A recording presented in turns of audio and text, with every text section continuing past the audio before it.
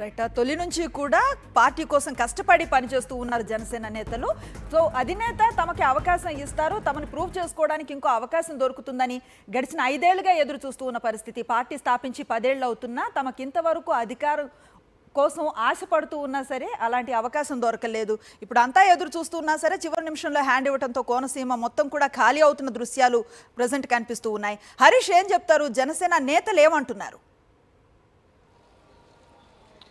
అనుశ్రీ, ఉమ్మడి తూర్పుగోదావరి జిల్లాలో మొదట కాకినాడ కానీ అదేవిధంగా జగ్గంపేట, పిఠాపురం ఎక్కడ చూసుకున్నా సరే జనసేన ఇన్ఛార్జీలు ఖాళీ చేసి వెళ్ళిపోవడం జరిగింది. ఇప్పుడు కోనసీమలో కూడా అదే పరిస్థితి ఏర్పడుతుంది. కొద్ది రోజుల క్రితం ముమ్మడివరానికి సంబంధించి జనసేన ఇన్ఛార్జ్ పితాని బాలకృష్ణ పార్టీకి రాజీనామా చేసి వైఎస్ఆర్సీపీలో చేరిపోయారు.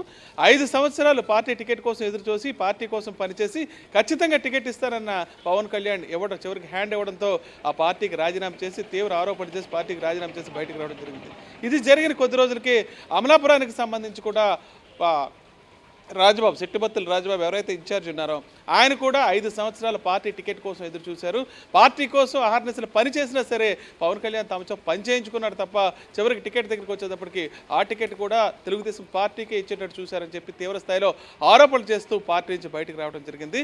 ఇప్పుడు నిన్నగాక మొన్న మామిడి పీగన్నవరం నియోజకవర్గానికి సంబంధించి మాజీ ఎమ్మెల్యే పాముల రాజేశ్వర్ కూడా పార్టీకి రాజీనామా చేసి వైఎస్ఆర్సీపీలో చేరిపోయారు. ఏ రకంగా చూసుకున్నా సరే మొత్తం ఉమ్మడి తూర్పుగోదావరి జిల్లాలో ఇప్పటికి దాదాపు 6-7 నియోజకవర్గాలకు సంబంధించిన ఇన్ఛార్జీలు రాజీనామా చేసి వైఎస్ఆర్సీపీలో చేరిపోవడం జరిగింది. దీంతో గోదావరి జిల్లాలో పూర్తిగా జనసేన ఇన్ఛార్జీలంతా రాజీనామా చేయడంతో జిల్లా అంతా దాదాపు పార్టీ నాయకులతో ఖాళీ అయిపోయిందని చెప్పొచ్చు. అనుశ్రీ.